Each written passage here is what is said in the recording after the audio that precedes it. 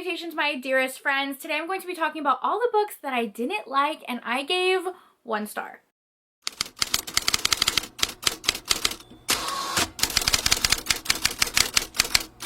Hello, how are you? Welcome or welcome back to my channel. Today I'm going to be talking about some books that I didn't like, which is a little bit different for me because I tend to just gush about all my favorite books, and I try to be as positive as possible on this channel, but at the end of the day there are books that I just don't vibe with and I don't love.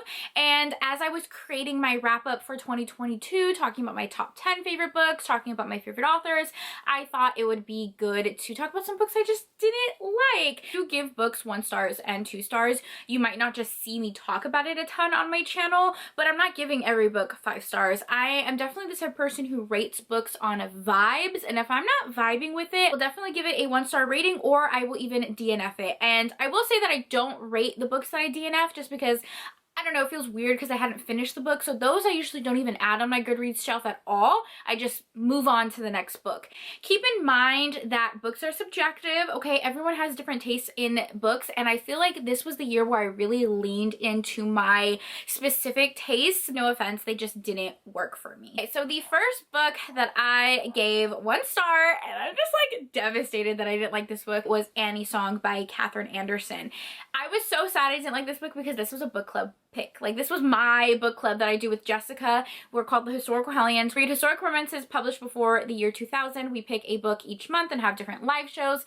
And because we read books that were published so long ago, we do occasionally come across books that just don't hold. Some books that are just problematic and they just don't hold the test of time. And I feel like this is one of those books for me personally. I do think that this book is very polarizing because people either love it, like it's one of their favorites, or they hate it. I don't feel like there's an in-between. In the live show, I gave it 2 stars because I was being generous, but in truth, in my heart, in my corazón, this is 1 star. But for me, it just didn't read like a romance. It felt very toxic, and there was really nothing romantic to me about this book, and I didn't enjoy the reading experience. So in short, I'll go over the synopsis. Our heroine is deaf in historical Regency time, and during that time, there is no resources for her. Nobody is using sign language. Nobody is teaching her how to communicate. No one's trying to communicate with her because of the time period, and everyone just assumes that, you know, she is dumb, which she's not. And our heroine actually, in the very first few chapters, gets assaulted. It's assaulted by this pompous, entitled jerk who has been bullying her entire life. He assaults her. His older brother marries her to basically try to rectify the situation. Brother thinks he's doing something righteous by marrying her so that she isn't seen as damaged, but really I just don't feel like there was much accountability at all for what had happened. Heroine is described as very young, like her mannerisms being very childlike and very young. So for the hero to have a romance with her, it just felt like they were over sexualizing her, and it just felt gross. I felt like this book just was icky. I didn't feel the romance. There was nothing romantic about it. I thought our hero was terrible, awful, and most of the time my stomach was just nauseated. So I didn't like this book, and I tried to be as gracious as I could in the live show, but the more I think about it, the more I sit on it, I really hated this book, and I'm so sorry. I hate being negative. I'm so sorry, and I know people love this one too. All right, so let's move away from a historical and let's talk about some novellas. This was the year where I feel like Jessica Kane was fucking deranged. Absolutely deranged. I am someone who has read almost everything Jessica Kane has come out with. I'm addicted. For the most part, you kind of know what you're getting. You're getting an age gap. You're getting a zaddy kink. You're getting just a smutty, fun time. Recently, the books that she has come out with have been so toxic and concerning that I'm like, are you okay? So here's a couple. One I really didn't like is Temp. This is an office romance where our heroine is sent by her father to kind of be a spy on this rival business, and the CEO knows what she is there for. He knows that she is his rival's daughter. So he decides that he's going to humiliate her, that he is going to use her, seduce her, and totally break her heart to basically get revenge back at her father. Just say the hero was horrible. Again, there was nothing romantic about this. I don't want to do any spoilers in case you want to read it, or if you're a huge Jessica Kane fan and you want to pick this one up. But our hero does something disgusting, and when our heroine tries to end things, he literally threatens to jump off a... No, I have to do a spoiler on this last part because this is the reason why I really hated this book and why I think a lot of her books are leaning towards that toxic energy, is that when our heroine decides to end things after he does this horrific thing, he threatens to jump off the roof of his building if she doesn't stay with him. Literally threatens self-harm just to get her to stay with him. And like she does, and then we're supposed to feel like this is like romantic. No, no. It was so weird. So weird.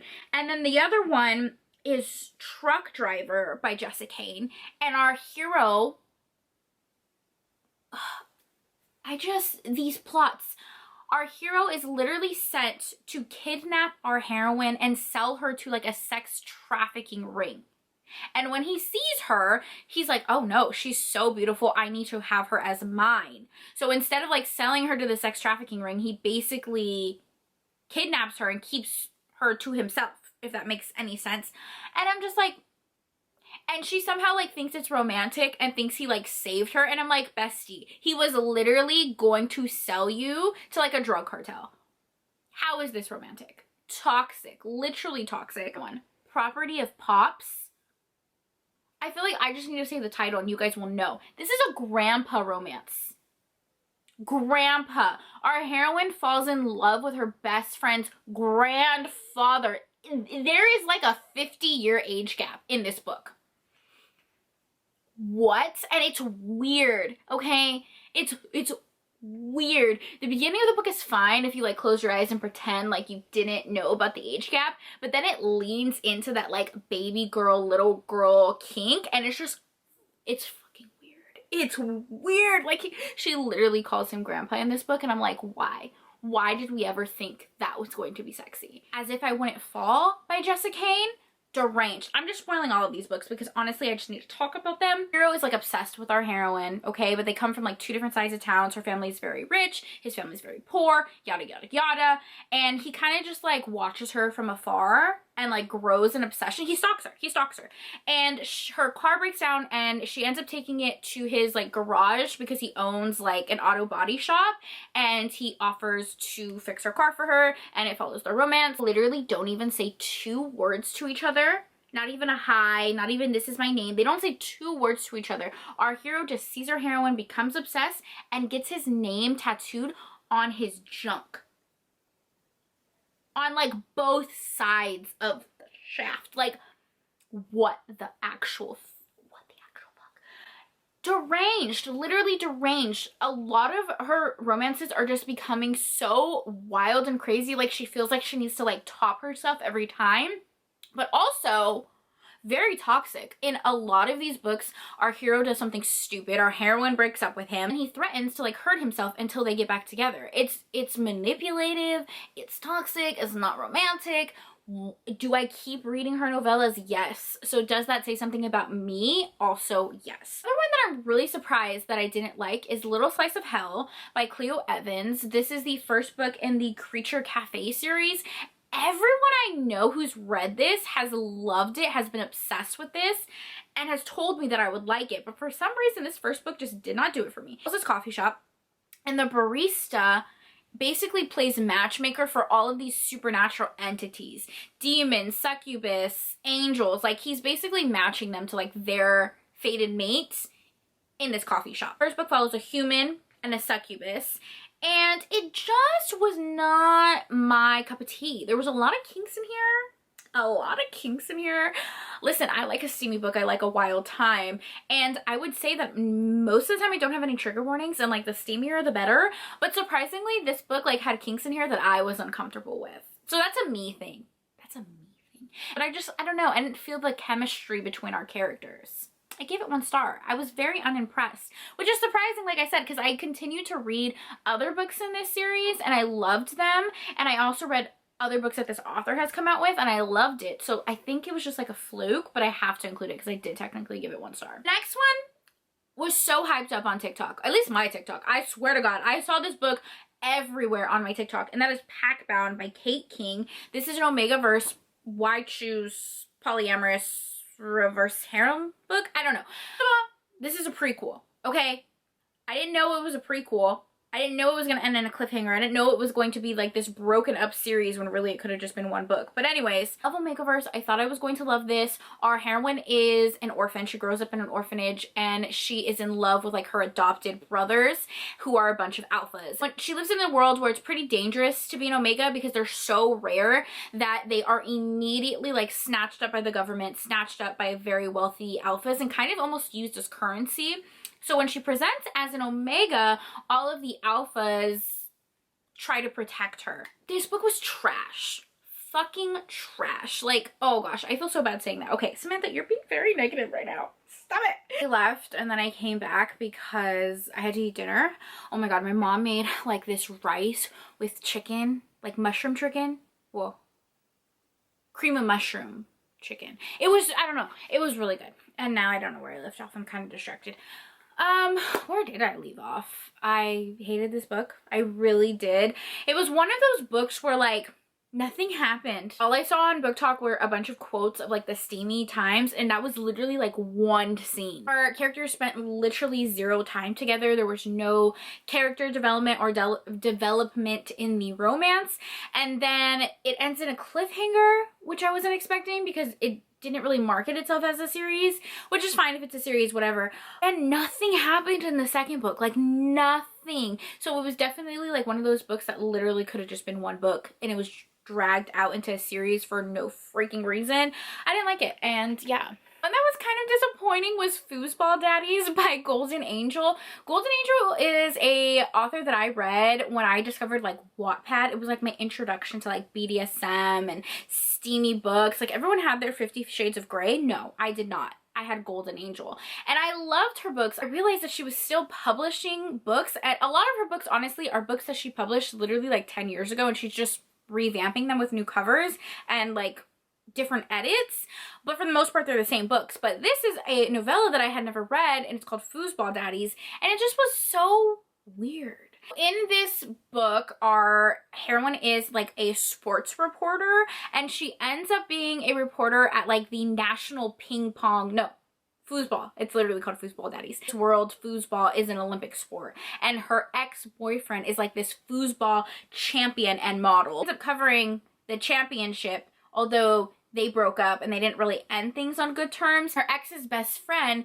is basically trying to get them all back together again because the two that were in a relationship, they kind of like opened their relationship to the best friend, and they would all have like steamy times, and it was like a menage relationship. So it's a second chance romance. They end up hooking up again, but the steamy scenes were just really cringy. Like there really wasn't anything romantic about it. It was kind of cringy. So those were all the books that I gave 1 star in 2022. I do want to talk about 2 books that I ended up DNFing, which might be an unpopular opinion because I know they were really loved, but I just wasn't vibing with them, and I didn't add them to my Goodreads shelf or even rate them on Goodreads because like I said, I don't do that for books I don't finish.